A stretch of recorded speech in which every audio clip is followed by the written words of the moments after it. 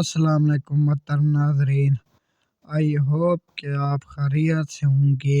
आज हम आपको एक और दिलचस्प कहानी सुनाने वाले हैं जिसके बारे में आपने नहीं पहले कहीं भी नहीं सुना होगा। आइए हम कहानी का आगाज़ करते हैं। एक छोटे से गांव में एक अंधा फकीर रहता था। वो दिन भर गांव की गलियों में इधर उधर फिरता और अल्लाह ताला से दुआ करता कि आए अल्लाह ताला मेरी आँख की रोशनी मुझे वापस दे दे ताकि मैं तेरी इस दुनिया बनाई हुई दुनिया को अपनी आंखों से देख सकूं। गांव के लोग इस फकीर का बहुत ही अफसोस करते थे मगर इसकी कोई भी मदद के लिए इसके पास आगे नहीं आता था। फकीर की दुआएं और उम्मीदें इसकी कभी भी ख़त्म नहीं हुई। लेकिन एक दिन इसके गांव में एक अजनबी आता है।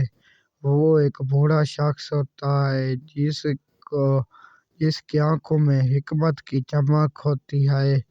वो इस फकीर के पास जाता है और इससे कहता है कि बेटा कि तुम दिन रात अपने रोशनी के लिए दुआ करते हो, क्या तुमने सोचा है कि रोशनी तुम्हारे पास है, तुम इसका शुक्र अदा करो।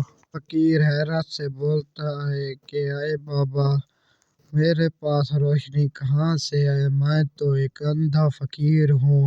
बुजुर्ग हंसा और कहा कि तुम्हारे पास जो रोशनी है वो इस दुनिया से बहुत ही ज़्यादा कीमती है। तुम्हारे पास जो ईमान और सब्र की रोशनी है वो इस दुनिया में किसी के पास नहीं है।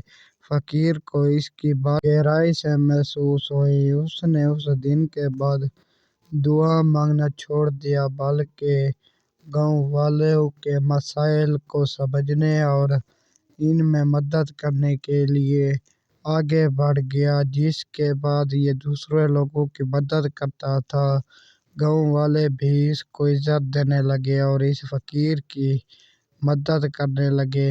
फकीर के दिल में खुशी और अमन की रोशनी भर गई। कुछ दिन बाद फकीर एक दरख्त के नीचे बैठा बच्चों को कुछ कहानियां सुना रहा होता है।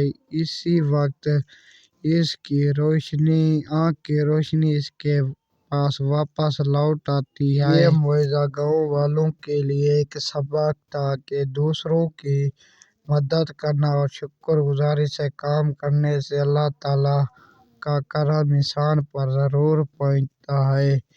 इस कहानी का सबक ये है कि हमें शुक्रगुजारी और हर काम नेक दिल से करना चाहिए। अल्लाह ताला कभी भी अपने इस बंदे का साथ नहीं छोड़ता है जो दूसरों के लिए मदद करता है और इनकी खिदमत करता है। आई होप कि आपको हमारी ये कहानी पसंद आई होगी। इस जैसी मज़ीद कहानियाँ देखने और सुनने के लिए आप हमारे यूट्यूब चैनल को सब्सक्राइब करना ना भूलें।